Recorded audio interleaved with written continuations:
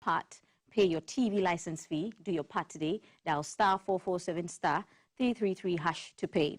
The time is now. Play Rand Lottery, the trusted lottery that gives you more chances to win big every single day. It's affordable, transparent, and rewarding. Rand Lottery puts you first. Now here is the best part. With 3 daily draws, you never miss a chance. Start your morning with the exciting morning draws. Keep the thrill alive at noon with the Star midday games, and close the day in style with the Anajo Star draws. That's 3 opportunities every day, Monday to Sunday, to turn your dreams into reality. So don't wait. Whether it's building that new home, supporting your family, or chasing your personal goals, Rand Lottery is the best lottery to stake. Join thousands of winners across the country and make your dreams a reality. Monday's opportunities to stake include Bingo 4, Star Monday, Anajum Monday Star. And the Social Security and National Insurance Trust is reminding members and the public that they no longer need to visit any of its branches to access services. With the introduction of the SNIT virtual branch, members can conveniently access services remotely, anytime and from anywhere, using SNIT app, USSD star 711 star 9 hash, SNIT portal, snit.org.gh.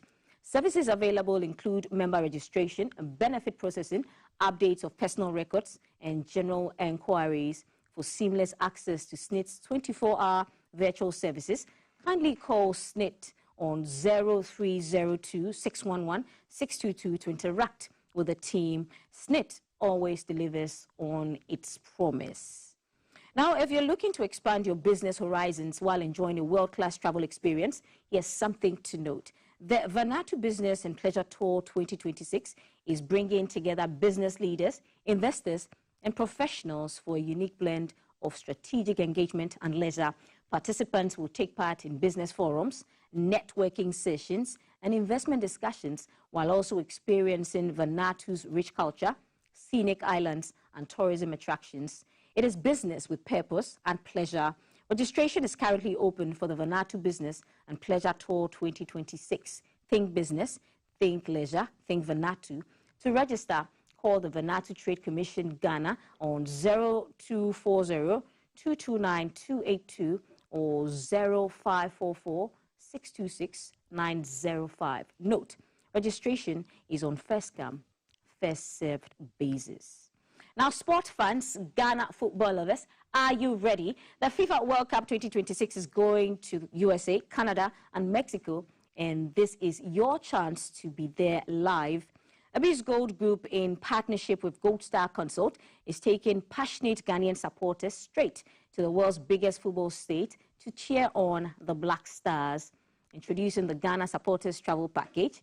Everything is fully handled, so you can focus on the excitement, registration and consultation, visa processing, assistance, travel health insurance, 3 World Cup match tickets, round-trip airfare, internal transportation, 40 nights accommodation with breakfast, official Black Stars fan jersey.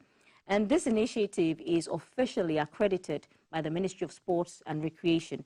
No stress, no hassle, just football, passion, and unforgettable memories. Choose from standard, corporate, economy, or corporate business packages. Standard package starts at just $8,900. Seats are limited, so don't wait till extra time. And call now on 0537 80488 or 0545 995223.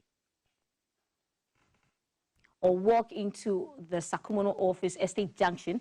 It's the same building as Cheesy Pizza, Abyss Gold Group. It's a golden experience. And let's take Ghana to the World Cup. And how do you start your day? Well, if you haven't had your cup of Mixi Choco, you are truly missing out. The rich new taste of Mixi Choco is crafted to brighten your mornings and keep you refreshed all day long. Everything you need is right in there. Just add hot water, stir, and enjoy a warm, comforting cup. Now, for the coffee lovers, Mixi has something special for you. Mixi Coffee delivers a creamy, smooth coffee experience that keeps you energized for your everyday hustle. Honestly, just one sip and you feel it. And guess what? There's more.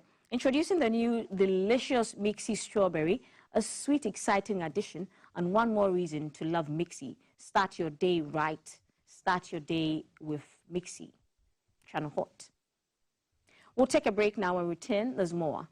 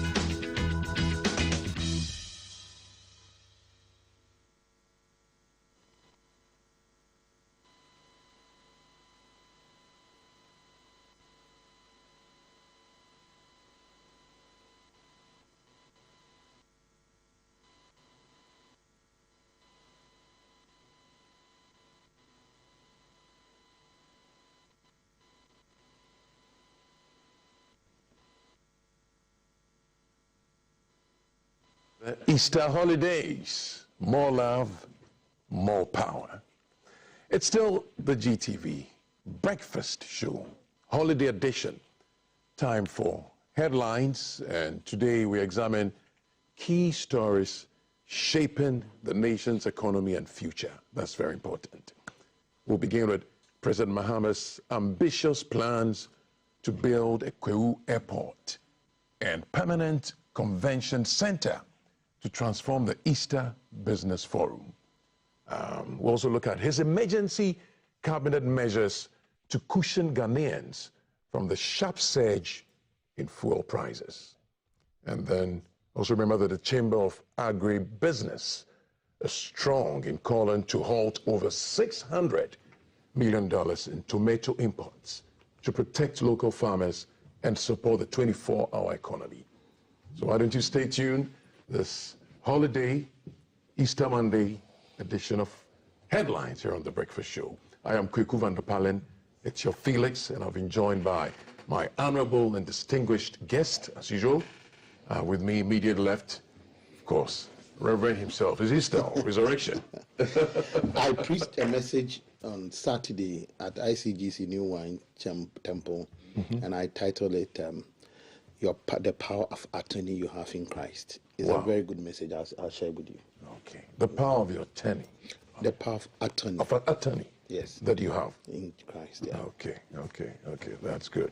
A lot of inspiration there. Prince Ntiamwa Wampon is an entrepreneur. Thank you for joining us. And also I have Oscar Provençal, actor. You won't add prophet. Hey, Master. Thank you for reminding me. Hey, my friend, do you know when I was born again? Hey, don't go there.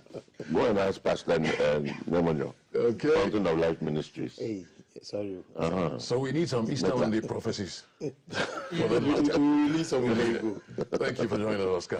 He doesn't know how the Sunday school teacher was. Oh, wow. Amazing. Well, you think you are the only one Amazing. who has pastoral. Okay, on my far left, I also have, what title should we? Shake. Oh, he says shake. You ready for it? He wants to give me shake. Yeah. Well, Scholar. Okay. Mr. Tanko Musa Zakaria is also a lecturer and a legal practitioner. Thank you for joining us. well, somebody told me that they realized that any time I'm being introduced, I don't demonstrate that I am a journalist. I said, no, I'm not running away from being a journalist. Once a journalist. Always a journalist. So I'm just reminding you that people thought I am deliberately refusing to associate myself with the Inky fraternity, but I can't. That's where I started my journey, and I forever remain there. That's far you've come. Good. Once a journalist, always a journalist. I love that. Okay, so we'll begin with our first story. President John Dramani Mahama unveiling plans to construct, an airport and a permanent convention and exhibition center at Kwahu as part of efforts to transform the annual Easter Business Forum into a major hub for investment and enterprise development. So I'll begin with you, Prince. let's begin to look at what advantages, how entrepreneurs, SMEs can leverage on this whole project. So, Kwahu Easter is something as a country we should have monetized in various ways long time ago. It's a huge gathering that at a point you are able to gather a lot of people in one location. And if you're able to gather a lot of people in one location, there are a lot of advantages. We've created some tourism package over the years. We have designed tourism packages around it and all that. But having an airport, having all these things will bring in a lot of people, because if you look at the congestion in the area, some people might not go there because they can't even drive there and all those things. So the president coming in at the Kwahu Easter Business Forum to talk about some of the things, the interventions they want to do to make the place or to make the celebration more than just an Easter celebration, but have a more economic impact on the people and the country at large. To me, it's a very, very smart decision. And even the Kwahu Business Forum itself, the organizer, the people who put it together, is very strategic. Because if you look at the Kwahu Enclave, you have a lot of the business people that are in this country coming from there. Ability for them, they go home every day. It has been a culture for a very long time that they go home on Easter. That's when it's not just about celebrations, they're family gatherings where they go and take stock of the year and what they are, the extended people are doing, their family, how they can support people. So it's a whole tradition on its own already. But this layer of now, we are all businessmen. When we come, there's a time for us to meet and talk and create a platform for us to network. I think it's a very smart move that the people, the business people in Kwahu has been able to put together. And one of the things that the president spoke about, which to me is very instructive, was the businesses that these people have formed, having proper succession planning. Because most of them, the businesses dies when they die. Okay. And it's been a very big problem. We can't transition businesses to generations. When people die fighting, they will be in court, and by the time we realize the whole company is gone. And that layer of conversation that he brought to them, that, hey, once you build a business, and he used Kasafreko as a case study, that the man has been able to transition the company very well. And the company is still growing, and it's in other African countries. So to me, that is one side that if you look at other countries, people doing businesses here, the Lebanese, they transition businesses very well. Some of them, they are in their 5th, 4th generation in business, running the same company.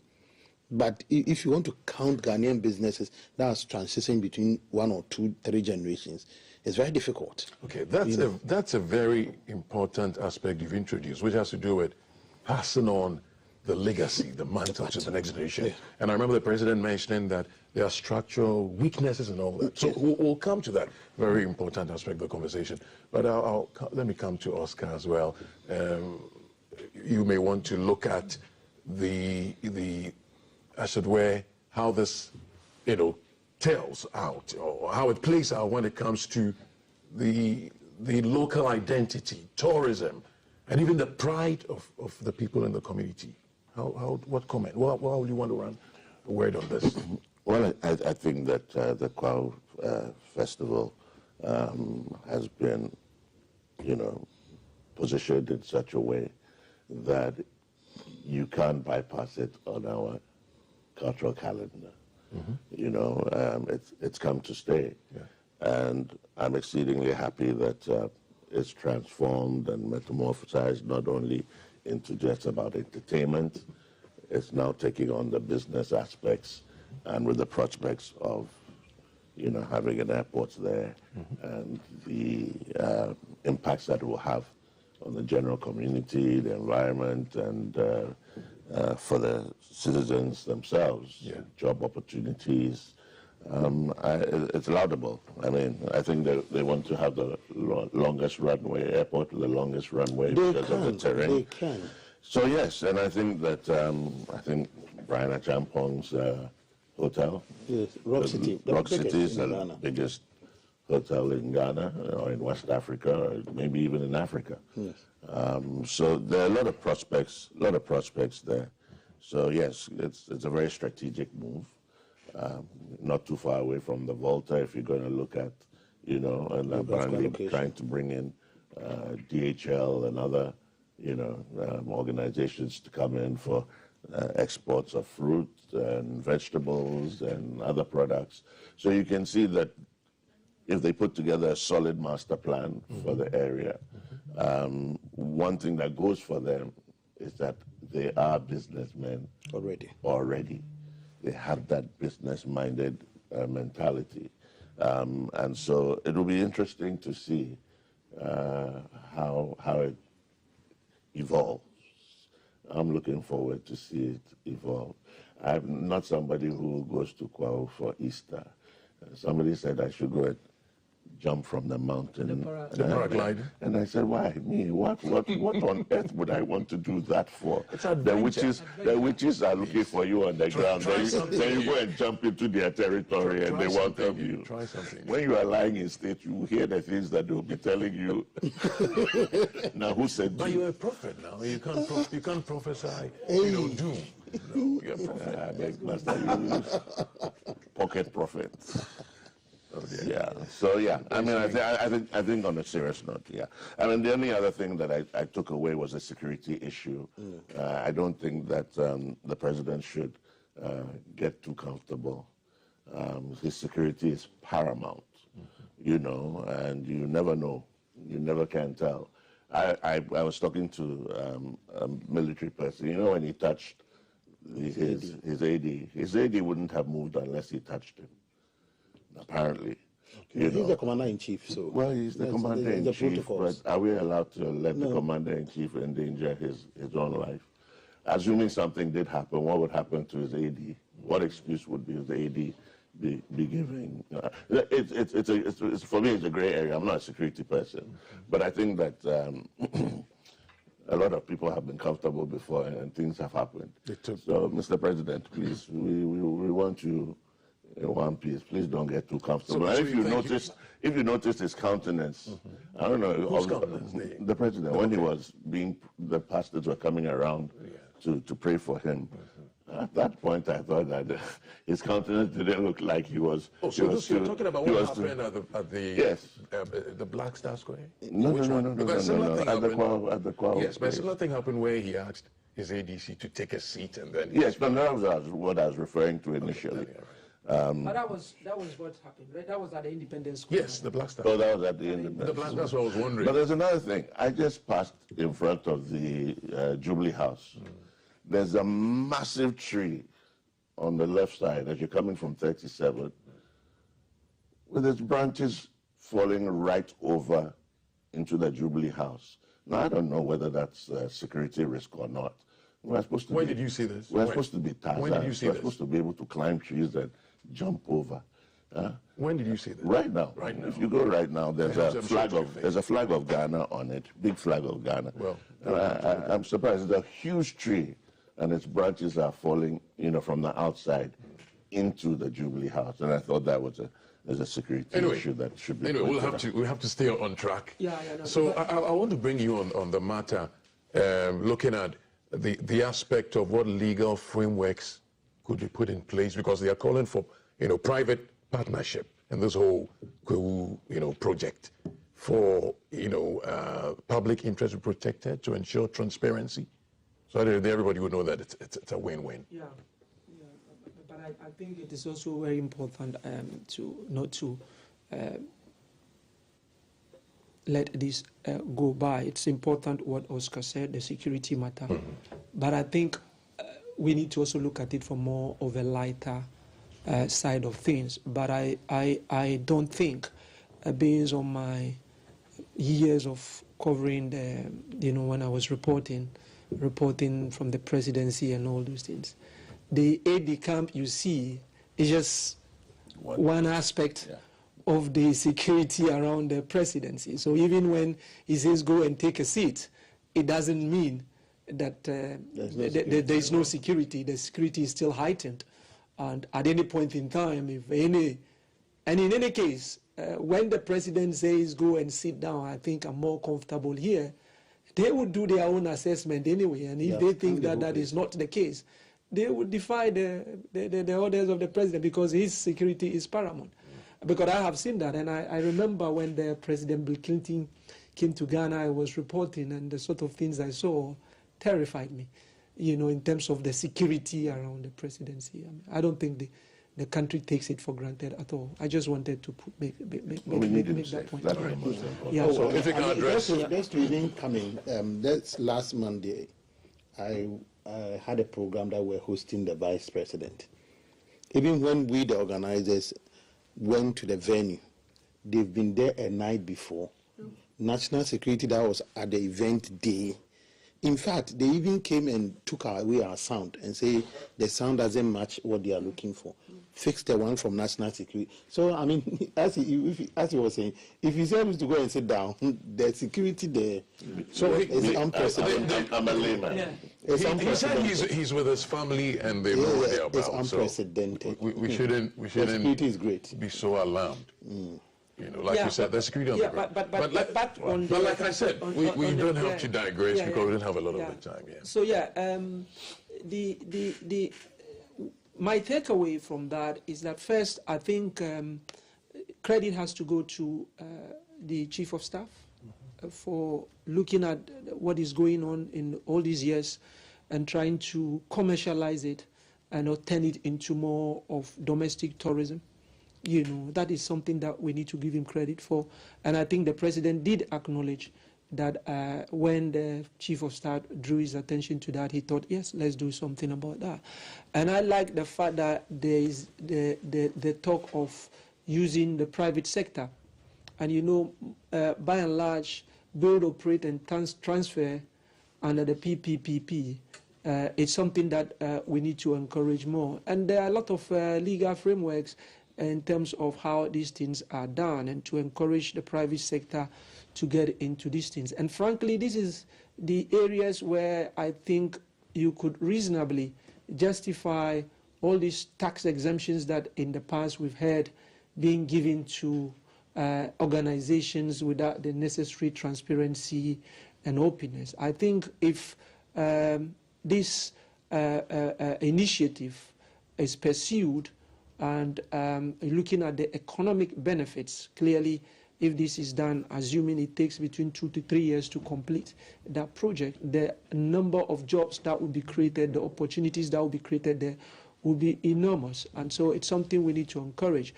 I like the fact that they said an airstrip, because frankly, an airport for me would be a little bit redundant, because if you look at the distance, even by road, from Accra to Kwahu is just about how much? 3 hours? 3.5 hours? 3.5 hours. So if you have an airport there, looking at the amount of money you would need for such an airport as against an airstrip, I think it would be commercially, if you like, questionable. But an airstrip, yes. And the convention center and all these things, these are all very laudable things. But you remember that Kwahu is becoming more of a seasonal thing. And so we need to be very careful not to create a white elephant where it's just going to be seasonal.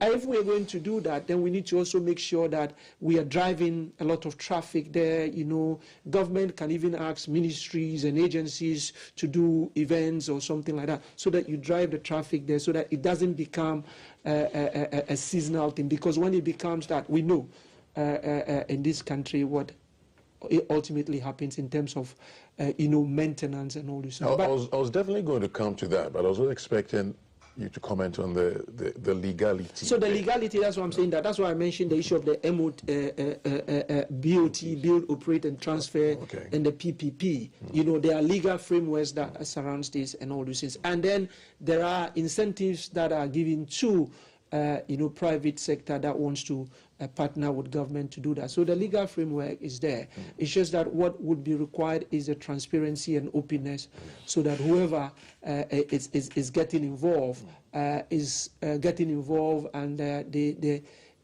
are evaluated based on their competence, and they have the capacity to do that, so that ultimately, if incentives are going to be given, those incentives should be incentives that are going to the right people to do the right thing. Okay. I think when you look at the terrain, it's going to be an opportunity for our engineers to become innovative.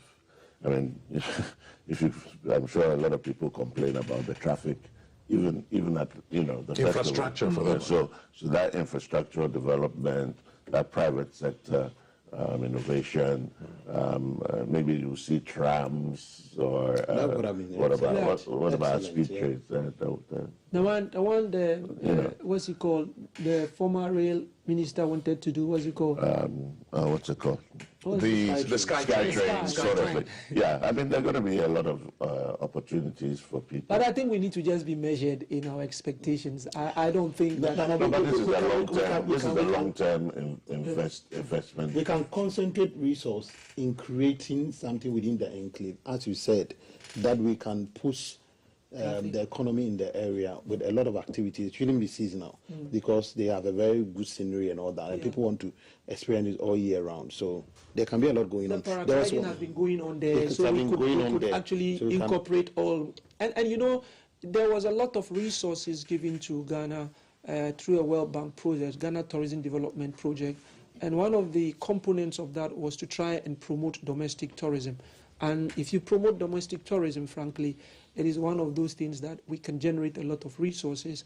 And those are the sort of, activities that really create jobs from almost all the layers. They create jobs at the lower level, the middle level, and the high end as well. So I think it's something that if we really pursue it and look at it in a very bipartisan way so that we get everybody's buy-in into that, we would... there was an aspect of the conversation that the president introduced that I find it very, very insightful. He was advising the business people to go for more mergers and acquisitions.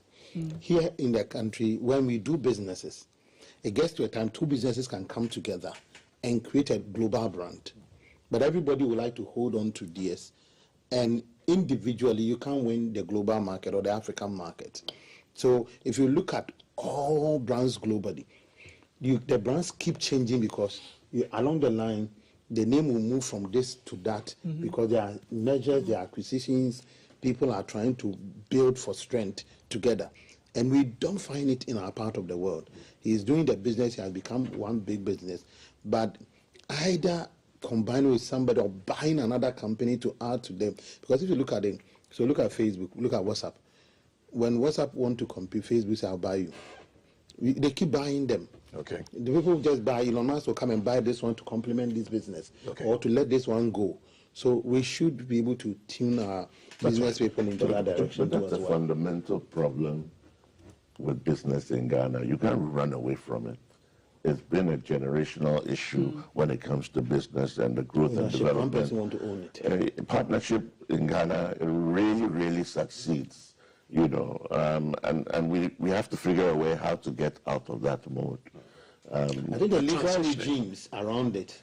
For me, it's about the human beings themselves. When there's no money, everybody is like, now when the money comes in, is I did more than you.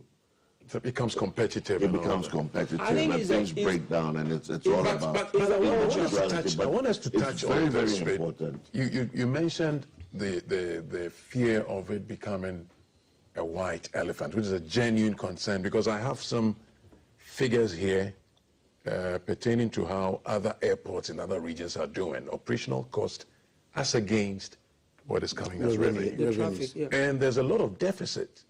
So it's a genuine concern. It sounds good, a good project. We have an airport there, but how is it going to play out? Like you said, that fear. But that's why it's an airstrip. That's why I'm saying that the idea of an it's not an airstrip. They added an airport to it. It's not. No, that's why. So the consideration at this stage is an airport or an airstrip, and I'm saying that and that's how what I pick up, and I'm saying that we should be tilting towards an airstrip, because with that you're going to have more of those chartered flights that come in and all those things, and you're not going to have those sort of commercial, because if you make it commercial, like you said, I mean, you look at the whole airport, for instance, the challenges, and you look at the distance and all those things, and you look at the cost flying.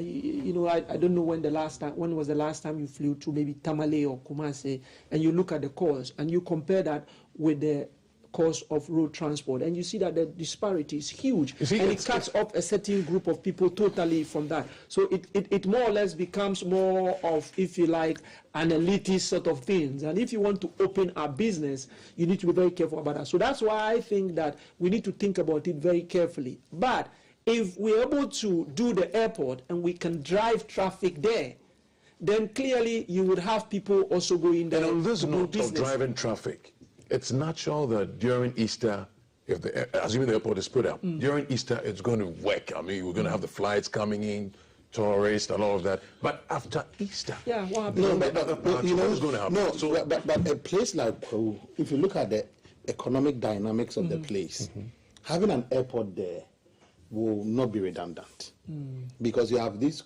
the Kwahu people, businessmen, always wanting to go for funerals over the weekend and coming to Accra to do their business. So, I mean, the commercialization of the place wouldn't be, but there should be a deliberate attempt to want to make the place really, really work. When we started the local flights, especially for Kumasi and Tamale, it wasn't that attractive, but I can tell you, a lot of the time over the weekends, you can't get flight tickets to buy. But mind you, Oscar, you see, when you are planning, you need to also consider some policies that you are initiating that is in the pipeline. That if you're able to execute them, would make this. Because, for instance, you're thinking about having the highway from Accra to Kumasi. That would make getting to that area very easy. You're thinking about introducing rail transport and all those things. So when you are thinking about all these things, when all these things come in, the attraction to fly, mind you, air travel is very, very, very, very frustrating sometimes and can be very, very tedious because of the time you have to go in there and check in and all those things. By the time you go in there and somebody is traveling on the road, he's already there. So I'm saying that it's not a bad thing, but we need to also, you see, this is why our planning is not coordinated. Policy coordination. If it's coordinated, we'll realize that, but if this is done effectively and efficiently, and we are able to achieve our aim, then frankly, do we need this? Then we can think about it and tweak.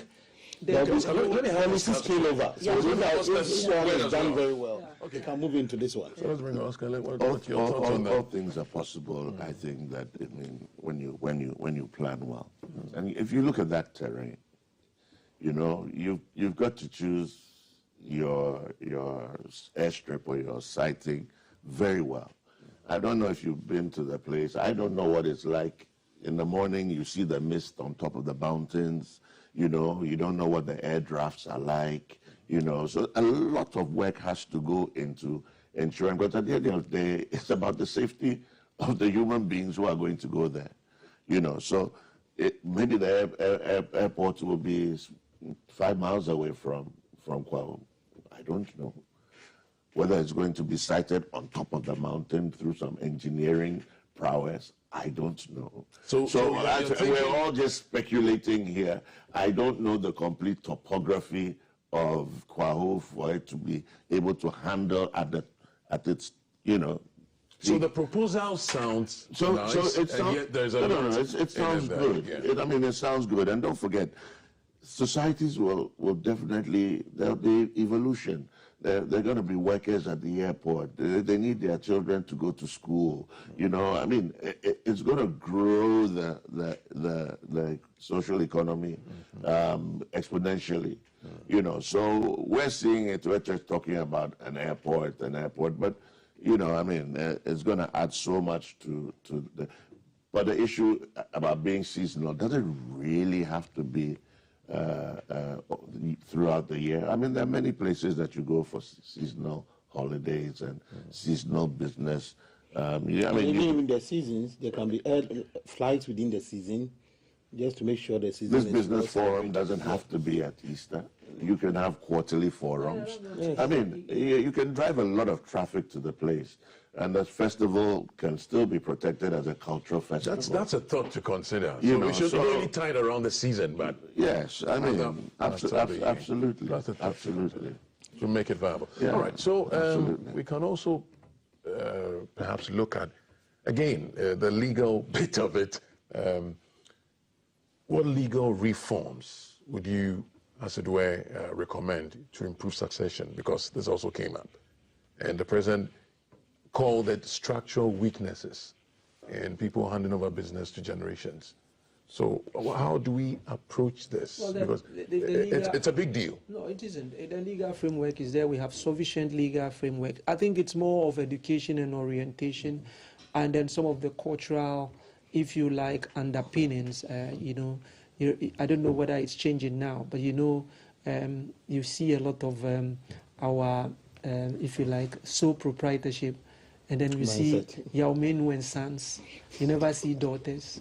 So it's all that the sort of philosophy that underpins the way we do business. But if you look at our Companies Act, and the forms of businesses and all those things, it does capture all manner of business that you would want to think about. So it's there. But I think that people, by and large, are still holding on to the traditional way of approaching businesses, and that's why as Prince alluded to earlier, we don't see more of partnership. We don't see the concept of cooperatives and all those things in our society, because it's all like this is my business, and if anything at all, it's only going to be to the family. But even then, people don't even want to open up to families and all this. So the legal framework is there. We just have to actually start.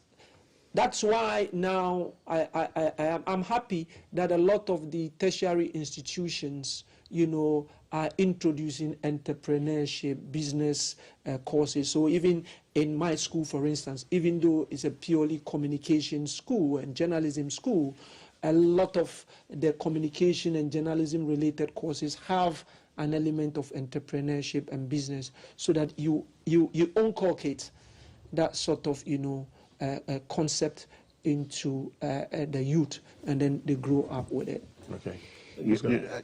Look, I think we really have to look at ourselves as Ghanaians. We have a serious challenge when it comes to this aspect of business. In the past, I mean, how many, we're not like the Indians, we're not like, the Lebanese, who straight away, the children are working in the business, even when they're going to school. They're learning from the ground up. Who one dog that your father is there and then you're even coming to sit in the sitting room while he's there? We don't have that cultural thing. How much more when it comes to business? He won't take you to meetings. He has his network. When he dies, his network goes with him because he hasn't passed that network on to anybody. Is it not a selfish way of? It is not selfish. It's a good thing for us to bring it up and interrogate it, and maybe at the university or somebody has been doing some, thesis on it, or I hope so. And if they do, they should please bring it. But it's a culture, it's a mental problem that we have. That when you're the father, you're the big man, nobody should know, And what's even worse is that the children of today are even going to be far more distanced from their parents in terms of what their desires are and their aims and their ambitions. That, you set up your business. I have my dreams and I have my ambitions. So I may not even be interested in your business. But even if you look at the businesses that have children in, and I'm sure some of them recent ones, you end up seeing as Cain versus Abel at the end of the day when the father is not there. That unity is not there. And when you add the issues of estranged, when I say estranged, to people with children from different wives and who have big business, then it becomes a Molotov cocktail. Then you're in court, sharing property, and everybody's thinking about property. And these are the realities. How do we break this kind of mentality in this country? And, and the reason why I say that is it's not just a Ghanaian mindset. It seems to be a very individualistic mindset. You remember back in the day, we'd all eat from one bowl as children. yeah, that brought a certain unity, Oneness. Yeah. Yeah. And It goes as far back as that. Today, everybody has their bowl. Everybody is individual. And you see, we take it for granted. The example But is these interesting. are the things that are ingrained in us, and then they become part of our DNA. Yeah. Each man for himself, God for us all. Okay. Prince, this is concerning, and I'm not surprised the head of state brought this up, because it literally tears the fabric of we build, we break, and we build, so we don't become that huge global brands that people are looking. But it's done deliberately. So there was a course at SIPS that a group of Lebanese and Indians told SIPS to put together for them, so that they can transition businesses to their children. So people are being deliberate. It just doesn't happen. People are being very deliberate. Here, the man is even proper will. Some of them don't want to even do it, because he feels that by the time he start talking about will, means he's coming to die. You know, the mindset, the cultural thing, you know. But once you know that I have been able to put this thing together, you can't escape it. So there should always be planning how you introduce the children. I know of a certain woman that has built a big business in Ghana. Now, even who to give the business to, the children are not interested, because you didn't bring them in very early.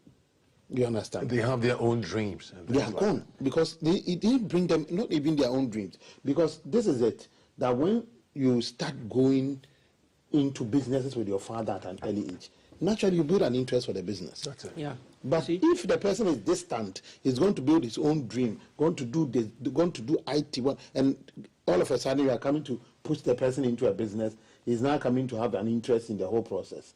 They will not. So it's a parental thing. No, That's how it's a deliberate process to be able to pass the knowledge, pass the business on. How do you have such offsprings distant themselves? Because they are not put into the process early. You see, as Prince is saying, it's about the deliberateness. You have to be deliberate and formalize it, right? You start early. You have to make it also formal. You see, sometimes there is this assumption that, oh, the elders will take over. Yes. It creates acrimony.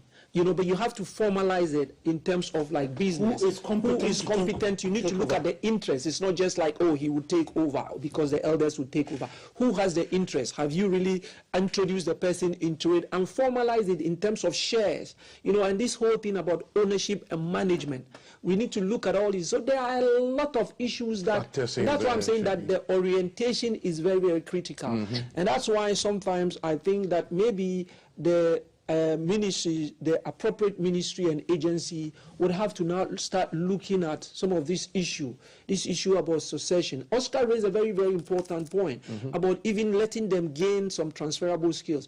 Okay. When I asked my students during your holidays, what did you do?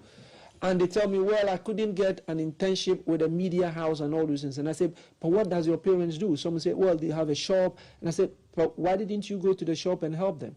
Then they look at me. My parent wouldn't even allow me. But I said, do you realize that you gain a lot of transferable skills that you can't even gain from even that internship or from the school? You are a communication student.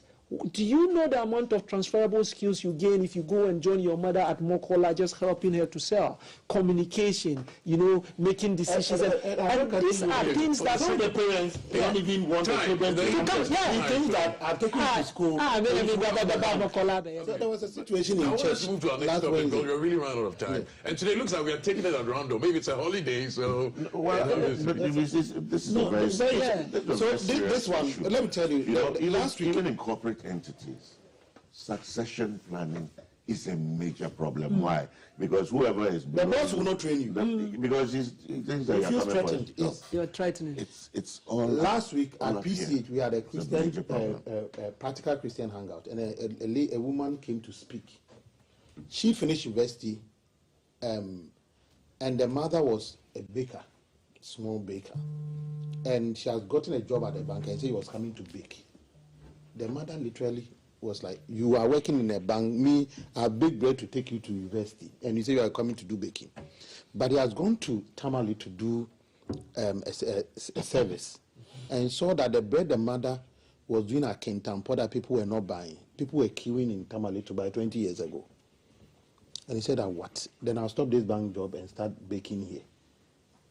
Could you believe that now she's one of the richest when it comes to flour and bakery in this country? So you see how we think. The son or daughter can take the business higher than the person, but the person feels this is an informator, I've taken you to school, go to a bank, don't come here. Yeah. You see. So that's sometimes the mindset. Anyway, we may go on and on, as you said, but let's move on to other topics. We'll ask Ghanaians to examine themselves. This discussion within their families and their community. They should have this discussion. And face reality and be real to themselves. Face it real. Okay. But let me just make this very important point. For some of the parents who are worried about, the succession and the transition, there are easier legal ways of doing that. Create a trust, so that when you're no longer there, the business can continue and all this. But as Prince said, look at those who have the interest, not just because he's your favorite child or something. Because they may not perform properly because it's not, they're not passionate about it. And you said something between ownership and management. Management, yeah. Or they should think that way. Okay, all right. So our next one is on what His Excellency the President also said about the economy regarding petroleum prices. He says the economy would not collapse, because Cabinet is coming together to find strategies, find interventions to cushion fuel price hikes. So, and that's definitely due to the Middle East trouble and how it keeps the price going up. But I'll begin with you, Prince. It's an interesting trend. It's leading to various ends that people did not expect. But how might the whole thing about the price increase, government's attempt to cushion, how might this play out and impact businesses? You're an entrepreneur. So globally, every country is doing something to shield their economy because of how global supply chain works. Anytime there's something happening, that products or services from that location comes to you, automatically you're affected. But what you do is that you have to build shocks because you can't say the global environment is shaking, so all of a sudden everything to crumble in your country. No. Even you look at even fuel like this, the cost builder, there are taxes, there are other things, levies and all of this together to build the cost up. So as a government, sometimes you balance it with the shock that will come to the people, and you begin to sit down and relook at some of the models that you use to build a price and be able to do something about it. That said, this whole Middle East thing, people are not able to plan well around it. So if you're a government and you don't plan locally, how you'll be able to tweak things locally. So Gold Board has been there to pick some of the shocks. Now we are talking about tomato that we export. If you're able to cut 800 million plus 600 million in terms of tomato raw and paste from the economy, trying to push the local economy to be able to produce. We should look at some of the things that drives the economy that can be done locally, so that we are not heavily reliant, in the external market. So the president call is very important. Okay, so you're expecting cabinet to come up with things that will help locally, because innovations and stuff like that. Look, things that they should think around within us, because what is happening, we don't have control over what is happening in the Middle East. We have no control. And it will continue to happen. Whichever day it will stop, we don't know. But we won't throw our hands in the air and say that something is happening in the Middle East, so our fuel prices should skyrocket to a level that passengers and businesses cannot buy to operate. So that is why, as a country, every country now, if you look at some of the African countries, some of them have started buying even into refineries, creating measures to be able to get fuel direct into their country. Dangote refinery is fully booked, now with orders, because everybody is trying to look at how do we become competitive within our own sub-region or in our own country to be able to cushion our people. So, yeah, Oscar, it's an emergency measure. Do you trust the process? Well, you don't have a choice as a government. To innovate. To come up with the measures to mitigate whatever external factors that are affecting your economy. I see this once again as a wake-up call for all of us as Ghanaians, whether it's triggered by Trump, whether it's triggered by Iran, whether it's we need to wake up. Here we are, no producing company. We're struggling even with refining our own oil. We're still relying on importing finished products. The fundamental transformation of this economy, as far as I'm concerned, is not on track. Is this? We're still reliant on that Guggisberg economy. We haven't even. I don't know. We haven't even scratched the surface. You're talking about waking up. Is this part of the wake-up call? Is it? Of course, it's a wake-up call. Okay. If tomatoes in Burkina hasn't woken you up, what will wake you up? No. I'm talking about His Excellency's I understand advice. that. Yes, I mean, of course. Yes, every government will do what it needs to do to cushion. Yeah, you get my point. Yes, it's a very good call to reduce the taxes here and there and the levies here and there to cushion. But how old are we as a nation? How old are we? That today we are talking about tomatoes, sitting down here talking about tomatoes. I mean, for me, it's very annoying. It's happening. Yeah, but well, you can't cry over spilled milk. It is what it is. But I think that, we really need to see real action in that transformational drive to transform this economy. Here we are, we're an agricultural-based economy. I mean, how many times do you hear anybody talking about irrigation on a mass scale? How many times do you hear about it? Where's the drive towards it? And when we keep on coming with all these programs, agricultural programs, whether it's MPP or NDC, but we're not seeing the transformation. What is it that is not allowing that transformation to take place? What is it? Maybe we're missing something. I don't know. But you're talking about the, what do you call it, the Chamber of Mines talking about the $600 million. The $600 million. Importation, do we understand what is happening within the global sector regarding tomato paste and the war between trade war, silent trade war between China and Italy regarding, these are the largest producers and consumers of tomato paste, and that China right now has a glut because the Italians are no longer buying, their paste. So they've turned to Africa, and they're dumping all the paste here. So what's going to happen? Ghanaians, we like quick money. Nobody wants to wait 3 months to go and plant and get his money. So when you listen to stuff like this, it looks like it goes round. So what does it boil down to? It boils down to really taking some hard decisions. Nigeria has done it with their rice industry. Look, it's about time that, and it's also about bringing Ghanaians along and letting Ghanaians know that, listen, we're not pussyfooting here anymore. This is the drive, and we have to go in this direction and bring us all along. I mean, as I sit here, 600 million, a lot can be done with 600 million. That would have been generated in incomes of farmers across this country, and even in terms of agro-processing for this country as we want to industrialize. As long as we are allowing these import substitutes, these imports to come in, we're going to have a headache. Now, the other issue I always keep on bringing up, quickly, another issue I always bring up is these businessmen are entrenched in Ghana in the import sector, and we call them the import mafia. Very entrenched. How do you bring them along so that they don't take their money somewhere else when we truly start doing import substitution in this country?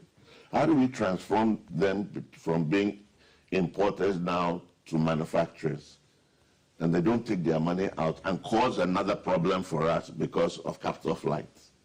So that conversation has to come on. Okay. And it's a very serious conversation because they are businessmen. They're there to make profit. So if I'm not making profit here, I'll go to the next country. It's as simple as that. Oscar, let me give... No, I just wanted, it's a very important statement for the president to make in this situation. Almost all world leaders are trying to reassure their citizens, because if you don't do the reassurance, it could create some other, consequences where people would be panicking, and you know what panicking can also resort in. It can aggravate. But when you look at, Oscar talked about, I think Prince also talked about, if we can actually invest in our local refineries, because about 30% of the foreign currency, the dollar, is almost used to import fuel. You understand? And if we can actually encourage our local refineries, then it means we're not going to need the foreign currency. We're going to use the CD and all those things. And Oscar talked about bringing everybody along. If you look at the whole idea of this fuel, the stabilization fund, the idea is to actually create a situation where when these things happen, because some of them are out of our control, there is nothing we can do about it. The international situation can actually get us into that difficulty. But when it gets us into that difficulty, what is the measures that we have in place to mitigate the effect on us? And this can only be achieved if we are bipartisan in the way we look at these things. But because if we don't do that, frankly, as Oscar said, stopping the hypocrisy. if we don't do that and we continue to think that we can resolve this issue alone, it's not going to help, because once the politician tries to take advantage of any given situation, you get the other politician also taking an entrenched position, and what happens? It becomes political, and that cannot resolve the issue. But this thing is staring at us in the face, and the reality is there, whether it's the tomato issue or the fuel issue. They are all staring us in the face, and I think we need to do something about it. And for me, it's a wake-up call, yes. But yes, the emergency cabinet meeting is very important. They have to look at whatever they could do to actually mitigate the effect on the ordinary Ghanaians. Okay. I mean, some people have argued in other jurisdictions that if you do a blanket, if you like, subsidy on fuel and all those things, what happens to people like Prince who drive the V8s and all those things? Are you going to be subsidizing them? So I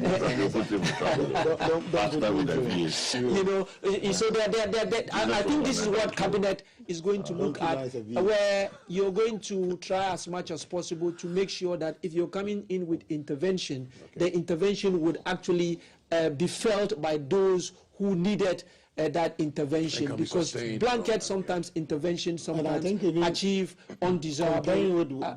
The ones in the sub-region, like the neighbors, too, will be very important, so that we won't find people also smuggling. Yeah. So all these things. That's why the intersectorial, discussions would come in. We have just 5 minutes to go, and I want us to touch on the 600 million tomato import. That's only for fresh tomatoes. So the paste is doing around $800 million. Yes, that's also certain. So if you add the two, then you are doing about 1.5 billion. And that's very huge. Last we had Chamber of Agribusiness calling that. No, but the point is that, as a country, some of these things, as Oscar said, we should have gone past it. Yes, but the die is cast, so we always have to look at the way forward. Fresh products keep crying over like fruits, vegetables. Even on the Tema motorway here, just recent past, when you are driving by the Tema motorway, on the side of the motorway, there were fresh vegetables to Tema. And people were doing it private, and they were bringing it to the market. What is happening to us? It seems as a country, we just want to go back. The bypass to, when you're going to the central region, if you don't want to go through Kasua, there is a bypass, the Tuba route. If you look at that it's also an enclave that can be used to do all these things. You can do irrigation in these places, and you will get fresh products all year round to these markets. And we sit here and we won't do it. We'll play politics with everything. Let's government begin to go in and begin a project on it. They will say, hey, these people started it. When we come, we will not continue it. Sometimes the projects are even midway, and they will stop it. Another problem. You know. So the problem is that we play with things that we can really solve, and other people will take advantage, get entrenched in the form of these importers, and breaking their front becomes very difficult, because they also will be even influencing these politicians. So we create a cycle of problems that we keep when there's external shock, like Burkina Faso. Chaos beneficiary. Yes, like Burkina Faso saying that we are closing our gate, then everybody comes out. Oscar, people have talked about capacity in terms of our local industries. So the question is, will this really help, or rather, complicate things and cause shortages and price hikes? Look, as we're sitting here, Burkina says what? It was shutting off its tomatoes here. And what are they embarking on? Processing. Now, who on earth do you think they want to sell their processed tomatoes to? Jamaica or Ghana? So they're sitting there, and, everybody has a strategy. So if you are sitting there aloof, then it's your problem. Reap the wind. You see, because they're thinking about themselves. That's why they processing is creating jobs. Trump is thinking about himself. He's breaking the Constitution. He's breaking all the rules. He's thinking about America. What is Ghana thinking about? Have we got to that mindset where we are thinking about ourselves, or we want to please everybody and bring everybody to Ghana? No. We have to start seriously thinking about ourselves. Seriously thinking about ourselves. And say sooner or later, if not, we're going to be strangers in our own land. As we sit here, even when it comes to land acquisition, we haven't even got there. Even for you to go and do the farming will soon be a problem, because the foreigners are buying all the lands up, and they are doing the farming. Go and check. All the large-scale farming. So we'll be sitting here, and you'll be a stranger in your own land. Yes, it's happening. If they are not seeing it now, you will see it, surely. And so we have to sit up and start thinking about Ghana. Maybe the mix of the politician and business, and sometimes you see that they are heavily intertwined. And so the beneficiaries of that will always kick against,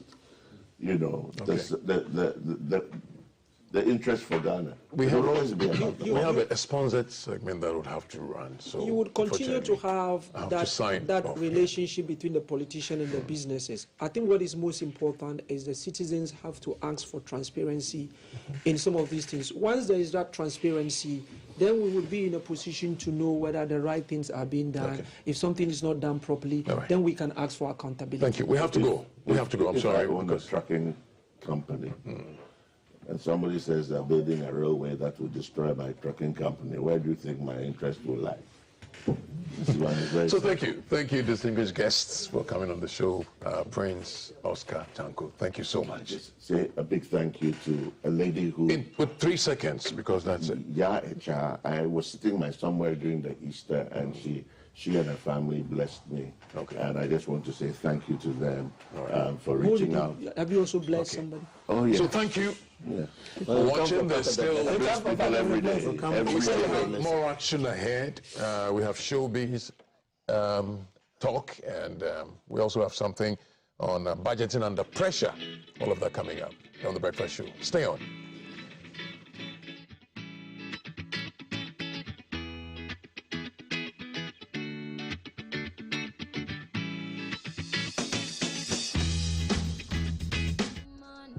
Was carrying because the thing was like, When am I going to be a father? don't ruin my marriage, Katrina! You can't ruin it! Leave this house! And what is she doing in her matrimonial home? She's a poor girl I try to help. She's just working. Oh my goodness, there are a lot of poor girls on the street. Are you going to be able to consider all of them in your house? You want to go back to that idiot? What haven't I done before? You have done. We are still married. I said and you we are have. still staying. I said you have done everything. I'm not shutting up. Show her the do's and don'ts in this house. Can I add road signs on this? Road sign. They call me untouchable and stuff. devil under my pillow.